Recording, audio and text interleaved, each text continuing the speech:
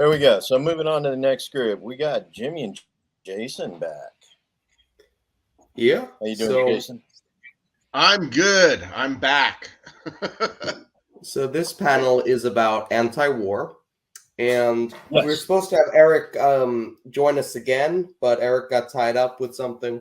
But let's talk about how, the left and libertarians, we don't agree on everything, but I think we all agree that we're in a lot of illegal wars right now.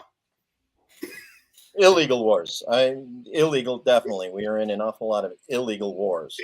We use some languaging that's a little bit bizarre, such as the authorization of use of military force, UN support of peacekeeping missions, ally support, NATO operations in support of domestic stabilization around the world. We call it the global war on terrorism, but when they authorized it, war was never even mentioned in the legislation that created it. So we continue to exist in this gray area where it's not legal, but it's not illegal, because legally they went through and redefined all of these terms.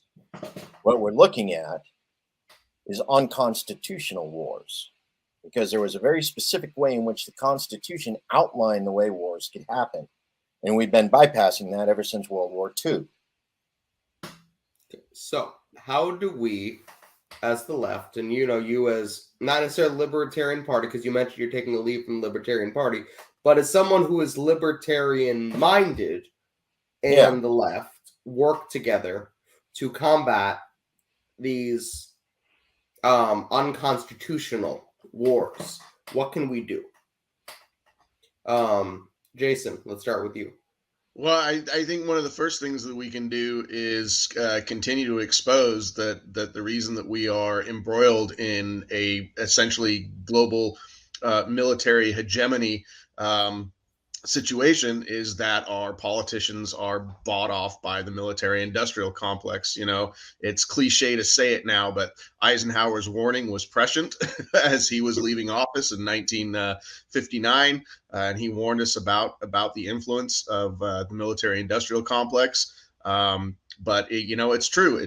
Everything played out the way Eisenhower predicted it would. Obviously, he had some very good insider information on the dealings of the military-industrial complex, and he was a military guy. And the truth is, military people who are I came from a military family. My father was a USAF officer. Military people don't necessarily want to go to war. They're there to defend their country. I'm remembering a letter that I read from my father when he was in Vietnam that he had written home to my grandmother, where he basically said, "None of us know why we're here. All we are doing is trying to stay alive, and nobody has any idea what the actual mission is, what the end game is." And military people do not want to be in that situation. If they want, if there is a legitimate cause for national defense, the people who are actually fighting the wars want to go in, get the job done, and get out with minimal loss of life on both sides. I don't see that happening, and a lot of it has to do with the suits and not necessarily the military itself. And so you have to, everything goes back to, where are the dollar bills coming from, and where are they going to? And really, our global military hegemony is really about lining the pockets of Lockheed Martin and Northrop Grumman. I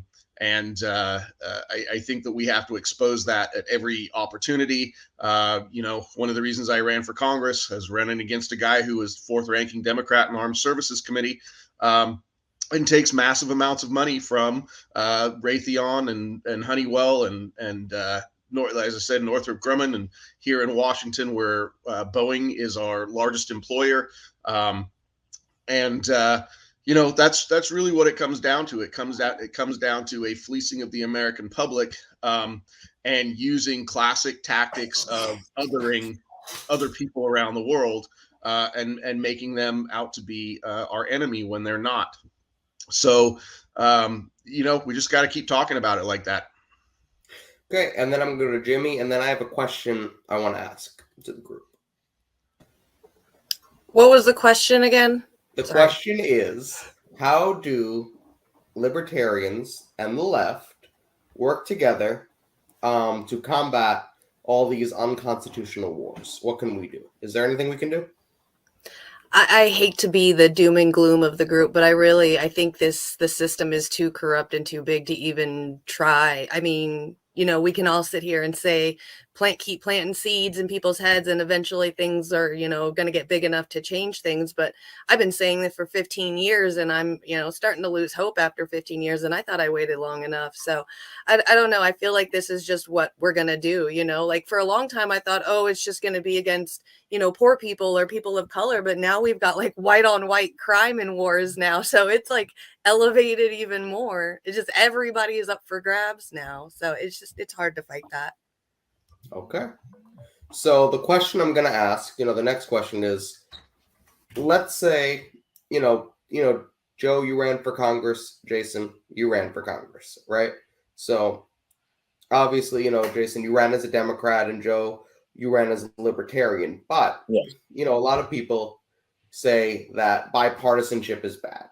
And usually it is, because it screws over the working class, because it's usually Democrats coming together with the Republicans to screw the working class, start a war, do something or other. We've had a couple good instances like Bernie Sanders and Mike Lee on some, weak anti-war legislation that didn't go too far. Not that it was bad legislation, it was just too weak, Right. at the end of the day.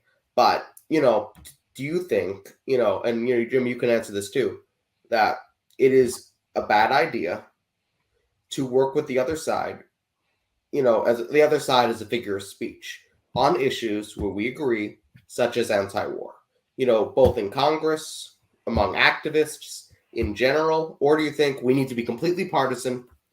Well,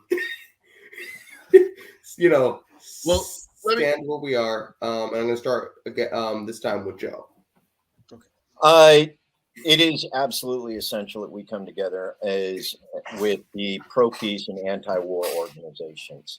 Here in Idaho, one of the first organizers that really stepped up and did post-Obama activism, because we had the anti-war left during the Bush era, and then it disappeared under Obama. Like all of a sudden, the global wars were over, only they weren't. And it was like Obama's second session, and we started seeing anti-war activists from the right. We started seeing individuals that were looking at extremely conservative values, extremely conservative approach. Don't get yourself intertwined in, foreign affairs. Look after your own people, stay in your own community. This was one of the things that was focused on, from very conservative, very right-wing individuals. And one of these individuals actually started Bring Our Troops Home.us. And the idea was end the foreign wars, end the authorization of use of military force, and this export of America's youth into combat zones. In that sense, because we realized, that machine's too big, we started working on localization. You see Scott Horton working on Defend the Guard in different states. You see individuals like my friend Ben Adams, who's tried at least twice now to get it through our own state legislature, which is very much in the pockets of the military-industrial complex. You look at other states, Pennsylvania, Michigan, that are putting out these things that say, no, you cannot use our service members, our National Guard, the kids who signed up to stay home and protect their communities. You can't use them in American wars of aggression. So we start seeing it peeled back, and whether it's on the left, whether it's on the right, whether it's authoritarian left or authoritarian right that want to be able to consolidate the power in the U.S., bring those troops home, or whether it's we just don't want those troops exporting violence and inviting violence in return that you see coming from the right, the libertarian, with the non-aggression pact, because wars of aggression are a violation of the non-aggression principle. You got the left going, well, what about the humanitarian? Well, if we stopped exporting our war machine, the number of humanitarian missions that we'd be responsible for could be handled by teachers, could be handled by food, could be handled by teaching people how to farm. One of the more respected African leaders, who was leading from a communal perspective, was saying, don't send us wheat, don't send us grain, send us tractors and the means to produce our own. Teach us to become self-sufficient. And that's one of the problems that we keep losing in this. And this is on a personal level as well, because we've lost our ability to create our lives with our own hands. We've become dependent upon the IKEA parts coming from, the factories. We've become dependent upon the certified mechanic down at the auto shop to be able to diagnose what's wrong with our car when the spark plug stopped firing right. We need to bring back that our ability to create our own world with our own hands and have confidence in that in such a way that we can be mutually supportive with other members of our community, and that community in turn can be mutually supportive with communities out and beyond us.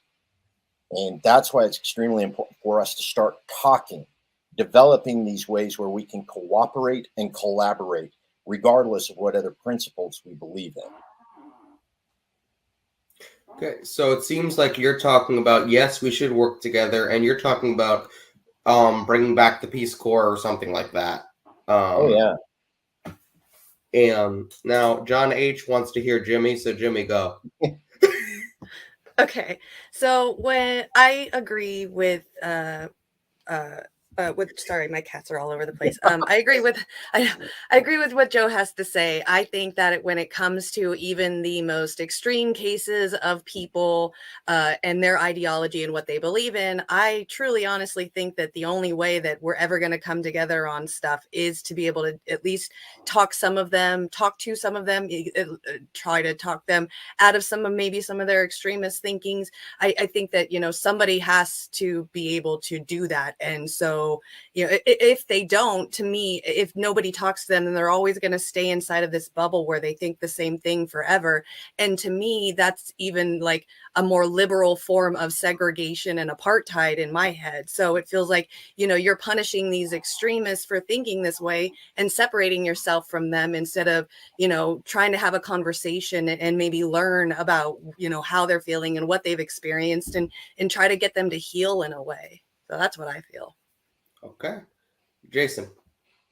Well, I'll just go back to what you had a comment about bipartisanship, and George Carlin had one of the best quotes about bipartisanship. He says, as soon as you hear the word bipartisanship, you can be assured that there's some greater level of deception than usual taking place.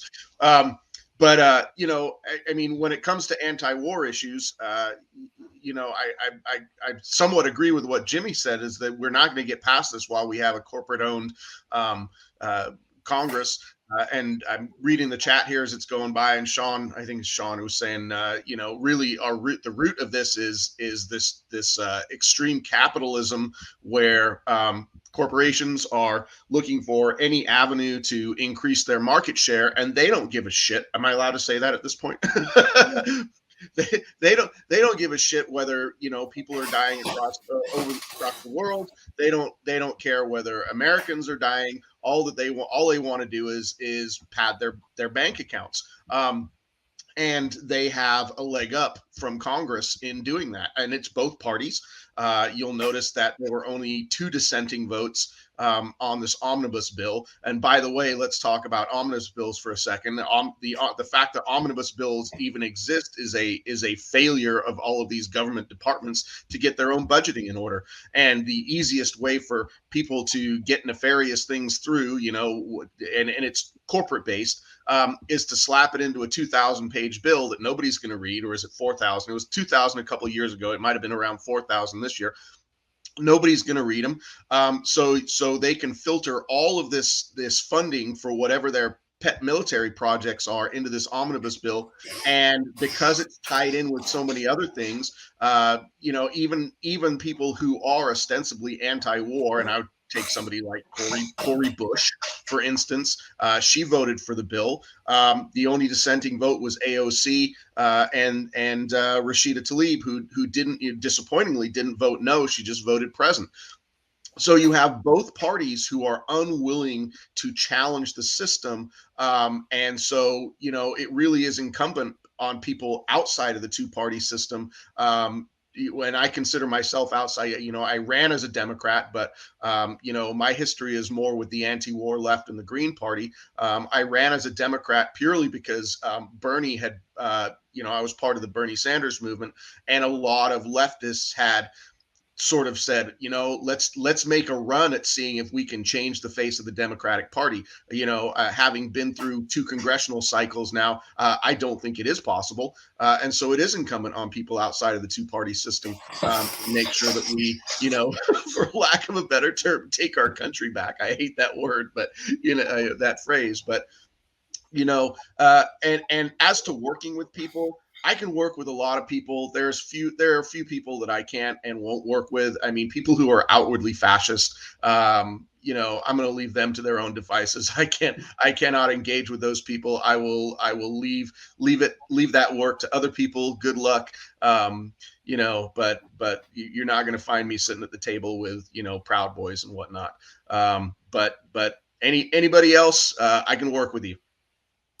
Okay, so now that we've agreed we can all work together, at least this panel has agreed that. I don't within the panel, within the reasonable expectation that, at least those of us in the panel together, recognize the value of a diverse group of individuals. Yeah. Well, now let's talk strategy for a second. Okay. I'm going to ask a question. And I want to get everybody's honest take on this question. Do we play the outside game if we want to stop war? Let's say there's a chance, and, Jimi being gloomy doesn't matter.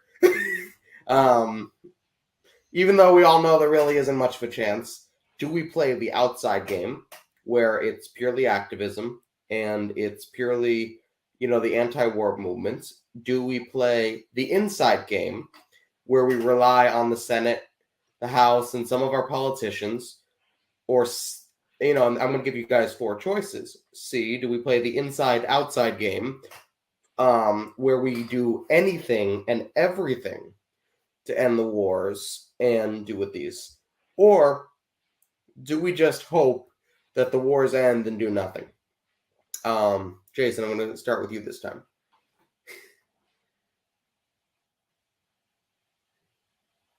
Jason? You there, Jason? I think we lost him. I think he got locked up. Okay, so Joe, I'll start with you. Okay, we definitely need to do the inside-outside thing. Reason why, and I don't really like the idea, by any means possible, though. The Libertarians have a perspective that as long as we aren't being violent in pursuit of our objective, such that we're not going around killing politicians who vote for the wars, we're doing the right thing. And we need to be active on the outside, doing things like the citizens initiatives for Defend the Guard, like Jimmy Dore and Scott Horton are talking about, or whether or not we're doing things internally and trying to get people elected into, Washington, D.C., into Congress in order to authorize the use of military force, or whether we want to do something else, even on a local level where we run for local office, where we support, Defend the Guard and pressure, our Washington delegations into saying, you know what, it's time we back off of this. It's time we say something else, something different, And of course, one of the big things that's always an issue is how do we create an economy that doesn't feed the war machine? And this is one that we've talked about, Joe Firestone talks about it a lot, modern monetary theory. It is the theory that funds our military machine right now. It doesn't matter whether we pay taxes or not. They're going to print all the money they need in order to keep the machine going. So how do we create an alternative economy that allows people to escape the military industrial economy that's been created here in the United States since the 1940s?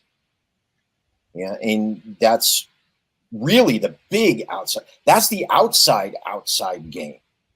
It's the idea of creating the alternative economies that step away from the central banks. And Sabby was talking about it earlier. The idea of state banks. Okay, let each state create their own currency. Let each state develop an economy independent of the federal economy, of the federal fiat currency. And each state can use their own spin on modern monetary theory or cryptocurrency based on what it is they feel, as a collective is going to work best for them. Allow a certain amount of transfer of that wealth when people move from one zone to another. But how do we create that departure from the republic under the centralized government? And that, so we have 3 different levels we can be operating at here. And there's no reason why you can't focus, a single individual can't focus on one, or why as an individual you can't, try your hand at all 3 simultaneously. But I seriously think we need to do all 3. Even if we aren't doing them ourselves, we need to support those who are handling different portions of this inside-outside, really outside fight. Okay. So now, Jason, did you hear the question? Because I know you dropped I did not hear the question. My internet took a crap. Okay. But I'm going to repeat the question again for Jason. The question is, now that we've agreed that we can all work together within reason, what kind of strategy do you want to take? And I gave A, B, C, or D. A is the outside game. We focus on activism, ballot initiatives, and things like that. B is the inside game, where we rely on our senators, congressmen, elected officials at various different levels to fight for us. And C is the inside-outside game. And D is just hoping it'll all work out in the end and not really lifting a finger to do anything. What do you like? Well, I think both major parties are hopelessly corrupt and bought off by the war machine, as well as many other industries. So what Joe says about needing to create different economies that don't feed the war machine. I want to say it was Margaret Mead who said decades ago that if we want to stop war, we need to find a way to make peace profitable. So that's but again, that is it's a tough nut to crack when we are essentially, the capitalist system is essentially a war for resources, an economic war for resources, and that's really what a lot of the wars around the world that we are engaged in, and the reason we have 700-800 military bases around the world, it's really to maintain sort of a protection force for American and others, not just American, let's call it Western corporations, to be able to exploit resources around the world. We've got the CIA there ready to overthrow leaders who want to maintain their own resources for their own country. So can we? I think what we really need to do, and I think that the global climate change is going to impress upon us that we need to do this also, is move to smaller, local, more sustainable economies. And if that's an issue where states need to have their own banks so that they can run their own economies, then that's fine. Also, we've got a pretty decent state bank movement in Washington State, and I think that that's an important thing because that ties into the healthcare system and other things. But I think smaller local economies are what is going to be necessary for this giant behemoth of the United States / Western capitalism to want to stop making no, not different currencies. not that. But for again, the United States / Western capitalism to stop going around the world exploiting other people and their resources, I think we have got to figure out a way to have our economies become more local. And I'm talking about food production and transportation and manufacturing and, that kind of thing. Okay. So Jimmy, A, B, C, or D? I'm going to go with neither of those options. Thank you very much. So which option are you going to go with? My option is my own option. Look, I mean, I've even seen ballot initiatives not even being brought up to the floor in the assembly when people thought that thing was going to get voted automatically. So a lot of things have been disheartening. I think the only thing that really gives me hope in this country is direct action. So when I see Rome going out there and gathering money and gathering things for people who need it out in Flint, Michigan, for water and stuff, or just somebody on my own show too, Cape Socialist and Lula Socialist, they go out there in South Africa and they go and directly feed people and make sure that all these kids get fed every day. That's the kind of stuff that gives me hope in this country. Not much really else. It's just the people that go out there and sacrifice themselves to make sure that the people that are worse off than them, at least are comfortable and happy, kind of like what, Harlan's Media did for their community during Christmas time too. That kind of stuff, the direct action is what I pretty much gives me the only hope in this country. But I do like communism and communal living. So. Okay, so while before I ask the next question, I'm going to remind everyone that a couple days ago, YouTube struck down the KRTD Media channel for a 2-year-old video that we streamed when we were working with the Action for Assange group 2 years ago, and this told us to delete it, and we deleted it, and then they struck us for it after we deleted it and said, you cannot stream today. It's just more reason for the internet to be a public utility. They need to nationalize the thing. I'm sorry, but freedom, if you this is something that everybody has, it's just become so natural for just kids to own this kind of stuff nowadays, whether it's YouTube or Twitter or Facebook or TikTok or Instagram.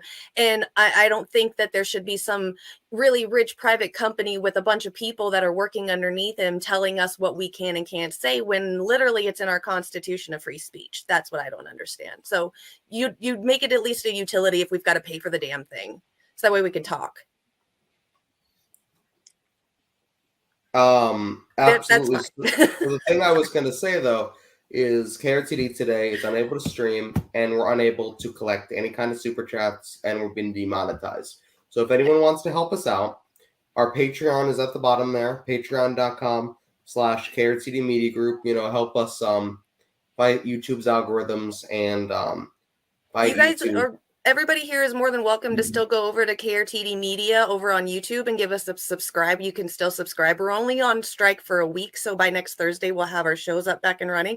But at least until then, even right now, our show here for KRTD, we are streaming live exclusively actually on Rockfin. So if you guys want to hook it up, I think Rockfin handles with cryptocurrency, so we don't have to worry about the economy. However It's that works, Ethereum. Yeah. Okay. So some sort of whatever That's Bitcoin cryptocurrency thing. I don't know what it is. I don't dabble in that, but that gives us an opportunity to be able to have, some fun in other places and have some people go and check out our other things. So if you guys don't want to, hook up Patreon or give us any kind of support there, you're more than welcome to go tip us over at Rockfin as well. Back to you, Shane. Okay, so I just want to make an announcement. We are not going to have our panel on Assange today because Misty is going to be unable to make it. So instead, I'm going to do a call-in hour where we have our viewers come in and talk to us. Anyone who wants to talk about whatever, we can do whatever. And a couple of the KRTD people, will be here and we'll just talk about whatever for an hour. So I'm just going to let everybody know that's the change of plans. I forget what time it was. I think it's like 9 o'clock or something like that Eastern. Yeah, Misty was doing whistleblowers at 9 p.m. Eastern. So you got at 9 p.m. Eastern, we'll be taking your guys' calls, and we can talk about whistleblowers. Yay, whistleblowers. Okay, so let's get back to the thing at hand. So, Jimmy, you think it's hopeless to end wars. I don't think it's hopeless to end wars. What? No, I'm totally against wars. I just don't feel like we, me as a single person ever has a chance in reality of actually making anything happen. And if I'm thinking this in 2022, when at least economically and technically, like technology wise and scientific wise, we're a lot better off than the last thousands of years. Just think of how many other people in our history have thought the same thing that I've thought and just felt overwhelmed where they couldn't do it. And I'm still feeling that way today. So that's just where that lack of hope comes from. I don't want wars. I'm not okay with wars on any side. I just don't feel like me singly could ever do anything. Well, no, that's what I meant. I wasn't saying you don't think it's a Yeah. good idea to end wars. I was saying you can end the war. Jason and Joe seem to have a little bit more hope, but not much. Not much. No, honestly, really not much. I mean, we are a war economy, and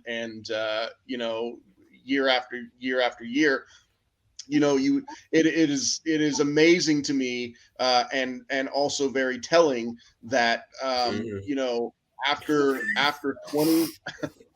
20 years of an absolute disaster in Afghanistan. Not to mention the fact that we know we were lied about getting into Iraq, two separate issues, but coming out of a 20-year history in the Middle East and Afghanistan, and obviously it goes way beyond that. But the public sort of when you've got the New York Times, which is a fully capitalist supporting a newspaper, the newspaper of record, is highly critical of our engagement in Afghanistan. It is amazing that we can turn on a dime and say, look, we're about to get into another one, and now the one that we are heading into could have real, not that Iraq and Afghanistan didn't have real consequences, but now we're talking about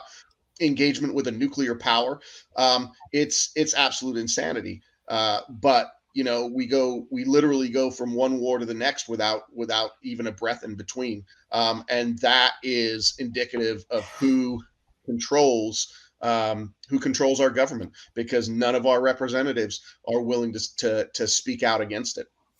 And so I think, somebody had mentioned Code Pink in the channel. I've been a follower of Code Pink since they started in 2003. I mean, I protested war in 1990, right? That was my start in politics. Was protesting war for the first Desert Storm invasion, and have continued war protests. And then, Code Pink got started around the time of the invasion of Iraq in 2003. So I think organizations like Code Pink are extremely valuable. I think Medea Benjamin is fantastic, and brave. These people are brave for being able to, put themselves out there, challenge very publicly the people in power and saying, you guys are warmongers.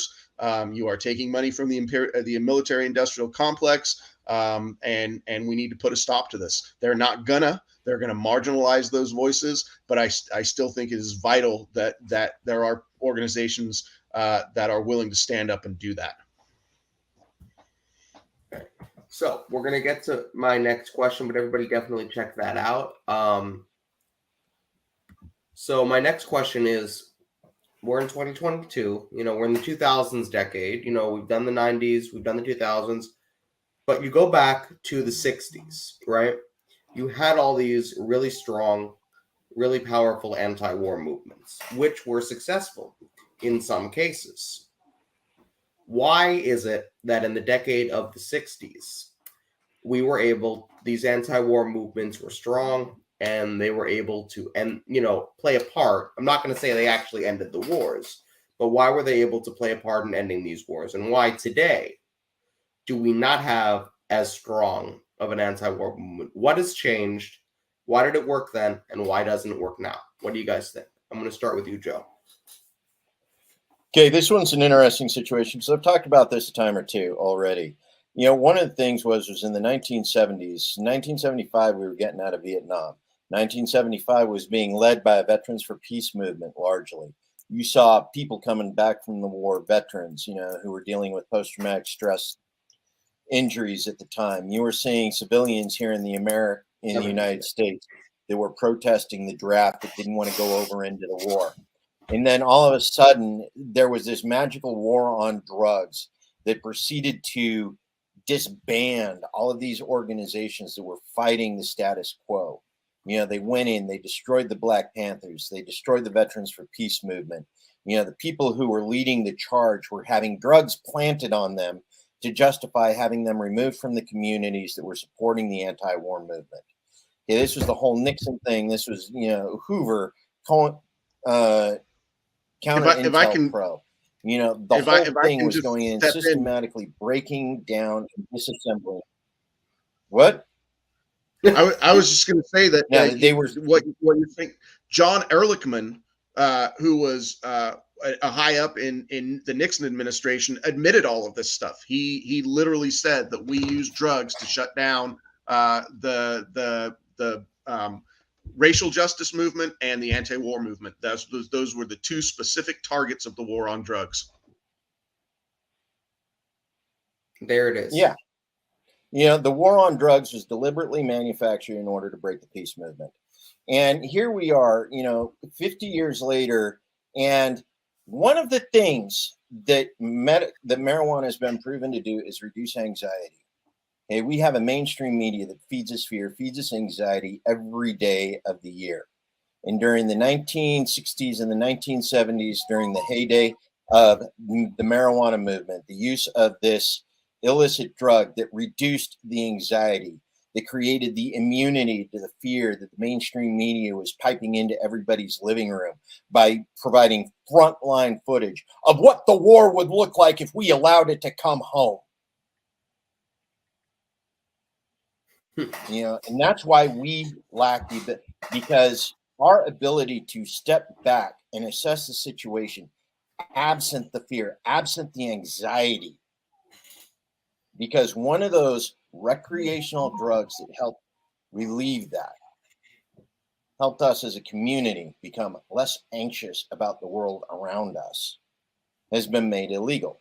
Now we're starting to see a resurgence as we see marijuana being legalized across the country. People are becoming less anxious. They're becoming less scared. They're less afraid of what the government is offering, of what the enemy, whatever nebulous boogeyman they put on the front screens today. But we are seeing people with access to this medical marijuana and recreational that are coming back and going, you know, I don't know what you're scared of. Why are we afraid of that? So we're seeing it build, but at the same time, the adoption of these alternative medicines, not produced by pharmaceutical companies, our adoption of them is still slow enough that the anxiety still permeates our culture. You know, we will see a time when enough people have legal access. We'll be able to look at the federal government and go, you know what? You sold us a bogus bill. You scared us into believing that you were right when we knew your intent was selfish. We'll get there. And part of it starts with removing the fear, the culture of fear that has become such an integral part of late American empire. Absolutely. So thanks for the correction. I meant 1970s. So many decades there. So since John H wants to hear what Jimmy thinks, we're going to go to Jimmy next. No, what do you mean no? John H wants to hear what you think. What was the question again? Why in the 1970s were we able to have these strong anti-war movements that were successful, at least to some extent, but in the 90s, 2000s, 80s, that really wasn't much of a factor, and it had died down. What's different? Well, that we don't have now. Well, to not only to agree with Joe on what he says, but to add to that too as well, what I feel like probably what settled down a lot of the war movements and a lot of the protest movements was probably the vilification of those people being sent to jails and prisons and locked up for a really long time just for protesting against a war. And then I feel like the difference of it now is there's probably more anti-war protesters, but the platform isn't your town square anymore in front of your city. It's the internet, which is the entire world, which makes it that much harder to even get the war or the anti-war message even out nowadays compared to back then. I mean, I'm pretty sure there's still vilification of people who are anti-war, but like, you know, more of a, you know, kind of like what happened, you know, with the whole Bernie Sanders thing where the guy asked him, you know, about anti-war, and then Bernie's like, are you paid by Russia? You know, it's a different kind of vilification. Now it's more of like a canceled vilification than anything else, but it's still there. So to your point, the internet, you know, has been a wonderful thing. It's helped a lot of different things. You know, it's helped activists organize, you know, better than they were able to, you know, in the olden days of 1970s and 60s. But is there still a need for activists to go outside and talk to and play with other activist friends? Go outside and play rather than stand around on Twitter and Facebook. Is there a need for that?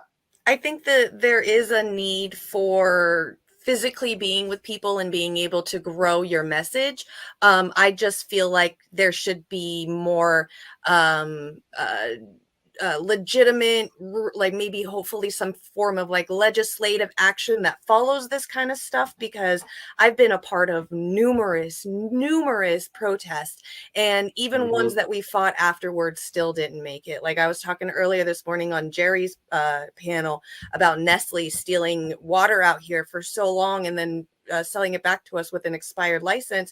We fought that, we protested, we fought that, and we still ended up losing. But it was the fight part that really got me going. Like, you can go out there with your friends and hold up signs and stuff, but what does that do in the end without something to follow up with to keep it going? It's just, you know, some kind of virtue signaling of like, I'm against this, and then that's it.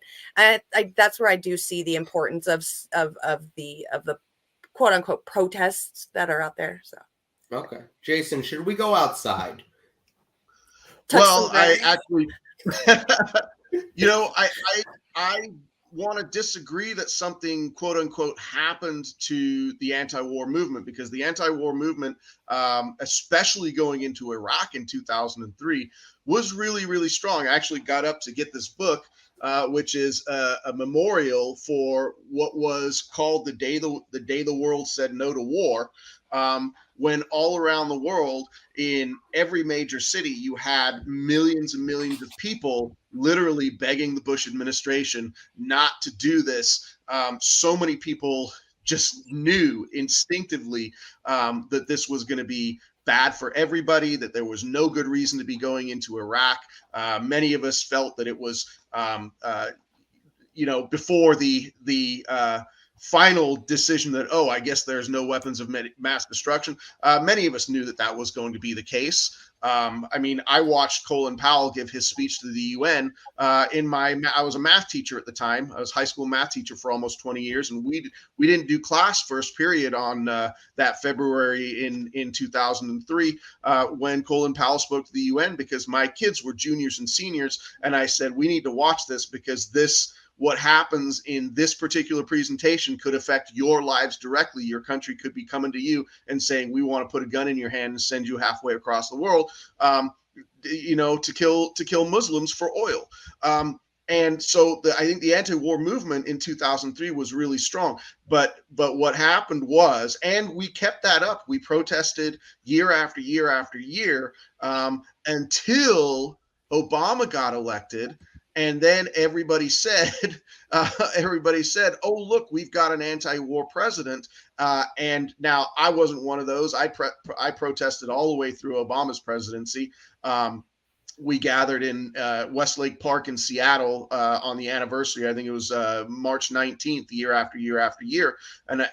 But those gatherings got gradually smaller and smaller and smaller, because people were like, oh, look, we've got the guy in office who's going to bring this to a close. And obviously that was not the case. How many tons of bombs dropped all the way through Obama's presidency. So the Democrats, the Democratic Party showed itself, if people didn't recognize it already, that they were a pro-war party through Obama's presidency. And I think that has disillusioned a lot of people, that they say, we can blame, despite, even if you take off the table, Congress abdicated its powers for the authorization of use of military force. Even if we said, okay, Congress gave that up and they shouldn't have done that. At least the Democratic Party is the one that, when we get a Democrat in office, he's going to bring this to an end. They're going to bring this to an end.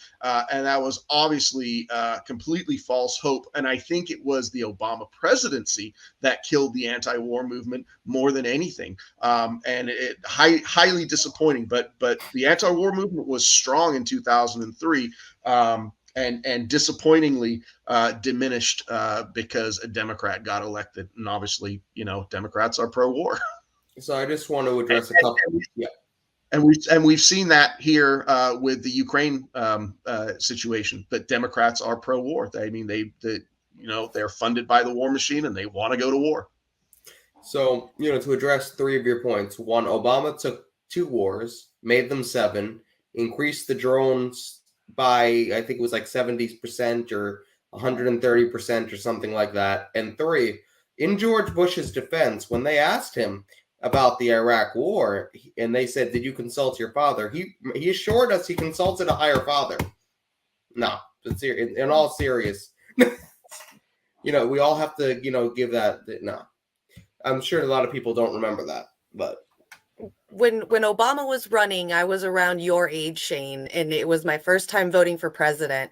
And I remember Obama specifically saying on the campaign trail that he promised that he was going to take at least 60,000 of our troops out of Afghanistan.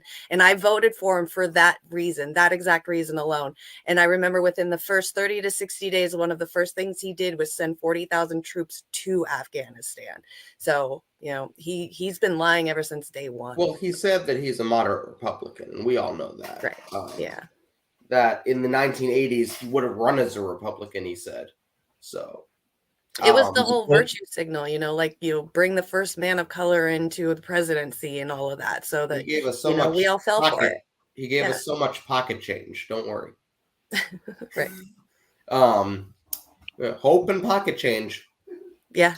Pretty much. And here's another thing, if I can throw this in here. Our corporate media is completely complicit in this. They will not challenge, you remember Judith Miller just picked up the Bush-Cheney line on why we were going into Iraq and ran with it as if there were no other investigative sources and then so the New York Times became a champion of the Iraq war, right off the bat.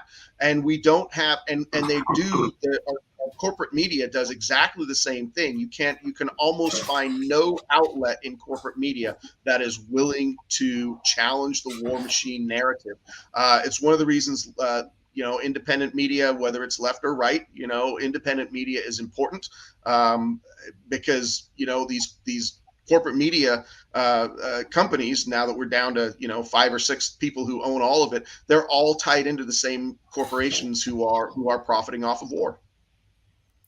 Absolutely. So I'm going to ask my final question, and then we're going to end the panel and go to the next panel, which is foreign affairs, funny enough. Okay, so my final question is, we've all agreed that we can work together, people with different ideologies. We've discussed, how the war movement, anti-war movement has grown, changed, what different factors contributed to it, all the different things that we could do or not do. What does everyone here think the best path to ending these unconstitutional wars is? Does anyone, have any, or do you think there is no path at this point? Jason? I really only have one thing to say about this, and it is you won't end war unless you end capitalism. Wars are an arm of capitalism. Capitalism is an exploitative system. Wars are typically wars for resources and control. Unless we can move out of a capitalistic system, an exploitative system, we're not going to end war. So that's my final statement. Okay, Joe. And I'm going to agree with Jason. Ultimately, this is about where the money is. We follow the money, and ever since the inception of the United States, we've practiced this idea of gunboat diplomacy specifically for the purposes of individuals who were exploitative. They used our collective resources to create armies, to take lands and resources from other nations, from other people. From taking the people themselves to taking their land to taking, the resources that made the United States wealthy. And it's time that we actually step back from that and we create the kind of trade organization, fair trade organization globally that isn't dependent upon the violence of our machine to hold the rest of the world at gunpoint, expecting them to accept our demands without some sort of fair trade exchange as part of the process. As long as we persist in supporting exploitative corporations, as long as we continue to support using the United States military to pressure those other nations into accepting our less than equal trade agreements, we're going to continue to have global warfare strictly for the purpose of making wealthier people wealthier and concentration of wealth and power around the world into the hands of just a few people. And that ultimately is going to cause the entire situation to collapse, because as we've seen generation after generation, when it comes to the fall of empire, it is inevitable. Okay, Jimmy. I think my final thoughts on this whole thing would be, other than, my doom and gloom of like, I don't think we can ever really stop it. I think there may be possibly, if we could ever come together and figure out a way, I think that I would implore people to really, really look into modern monetary theory and realize how our economic system works. I think if people start realizing how we just have this empty checkbook, this blank check for military and all these other things, but then when it comes to bills and things like that to help out the regular people, we always ask where the money is. And I think that if we understood how our economic system runs, then I think that people wouldn't be asking that question on one thing and wouldn't be asking it on another. And I think that divesting from that and having the people getting mad enough to get mad at their congressman or their senator or anybody that's in government and say, like, we understand how this government is run, we understand how economics is run, and you're fucked up you're messed up for even considering this empty checkbook or for Raytheon and Larry Fink, but you're gonna not give it to the rest of us. And I think that's really maybe a possibility, is if we get the people smart enough and start divesting in all of that. Okay, and I just want to have the panel address Mr. Nick whatever. What does everybody think about that comment? That comment from Nick Carducci, I appreciate that, because I do recognize, as Jason pointed out, there are certain ideologies that simply will not work regardless of your common belief in a single issue. Okay, like one of these things that I consider extremely important is the idea of bodily autonomy. Okay, now the right comes back and says women don't deserve bodily autonomy because the baby, has a higher priority. You got individuals from the authoritarian center that says your right to not get a vaccine, is displaced by the needs of the many. Even though we've watched that level of control, that level of central authority be abused and perpetuate lies across the nation and around the world. So there are literally hardliners where you have to step back and go, I recognize that we have a common issue, a single issue topic. but we cannot work in tandem, because ultimately what you believe in is the violation of my rights and the disbelief in my humanity. And that's one of the things that you run into when it comes to hardliner ideologies, evangelical dominionists. There's only the 1,400 that are going to be raptured, and they're going to go to heaven and become rulers upon high. The rest of us are dirt to be tread on. Those are people, even though they don't believe in war, they're not people who can be worked with, because ultimately they don't care about you as an individual. You have other individuals from other castes, other organizations, other systems of belief in their superiority.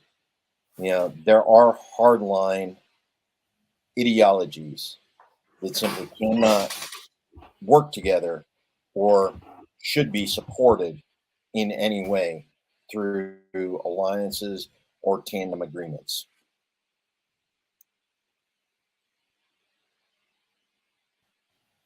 Okay. Did I lose you? And I just want to say Rainbow Coalition. If I can, since we, MMT keeps coming up here, and it's good, and I think it should. One of the things that we need to recognize about MMT, if you think about the economic system of MMT, which I'm fully in support of, you then start to recognize that the war is not just external; it's internal. Right. So when we're talking about war is a tool of capitalism, it's not just exploiting people around the world. It's exploiting the United States itself. We're exploiting our own citizens. And if we could understand MMT economics, we could solve a lot of problems for the majority of people who are being exploited in this country as well. So just needed to get that out. And I just want to say war is a racket. Smedley Butler. Yes. And Jimmy, go. To that question, no, I think that's where a lot of the inner monologue fighting in my head comes. Like, on one side, I think that everybody should have a chance to be talked to and have a chance to at least debate and come to, new, maybe hopeful new conclusions and stuff. But you're right. Like, there are certain people, that you're just going to have to, like, after a while, you get really, really sick and tired of biting your tongue and biting your lip, of having to deal with that stuff. So I completely understand of, maybe there are certain people that, it's really hard to talk to and they're just lost causes. But I think in every aspect of the world, I think that everybody has a chance to talk to or have the chance to be talked to. But then also there's a lot of chances for lost causes, that you just have to give up. It's, I think everybody has their own, whether it's, either domestic or whether it's their life, every aspect of every world, of everybody's personal world has this chance of, like, abuse, like where you feel like you're just cuckolded or, into like this abusive situation, whether it's something. And I feel like if there is a lost cause, then all you can do is step away and let the person figure it out themselves. But it's an inner battle in my head all the time, of wanting to talk to people and saying it's a lost cause. So it's hard. It's very hard.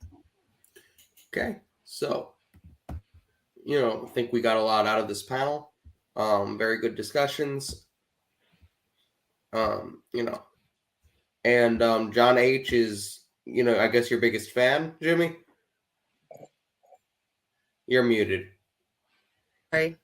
Of course I am. Man, I was trying really not to, because you all have been muting all day. I have no idea who this John guy is, but he's my ride or die and I love him. So thank you, John. Okay. So we're about to come up on the next panel. We're still waiting for our panelists. Do we have the video? Yeah. Do you want me to just go ahead and play the video first? No. We need to wait for the panelists. But okay. Because they need to react to the video. So everyone, our next panel is going to be about foreign policy, where Madeline Hoffman has done an interview with Dan Kovalak, and they're talking about a couple of different things, but we're only going to show you guys about 20 minutes of that interview because KRTD Media is going to release the full hour. I think it's an hour, 45 minutes later, but we're going to show you guys a sneak preview of this. For those of you who are not familiar with Dan Kovalak, Kovalek. He's written a lot of anti-war books, and he's done a lot of writings on the anti-war movement. So it's kind of perfect that our panel leads into that discussion there. Mhm. It's been good. Have fun. I'll see you guys later this evening. Okay. I want to give a shout out to everybody in the audience. You guys have all rocked. Today has been really great. I want to thank all the panelists that have been here today. The just going all day and knowing that we're more than halfway done has been absolutely incredible. Everybody's topics have been really fun.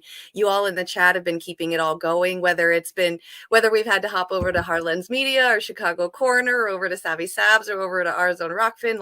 The chat has been really awesome. I really loved everybody that came on. Lele Rose was amazing today. I think the chat really, really, really loved the talent of Lele Rose, and I think they had a lot of fun on the Heartlands or the Chicago Corner panel this morning, and then the Heartlands Media today. I think they had a lot of fun with that. So I just want to give a shout out to the panelists and the audience today for sure.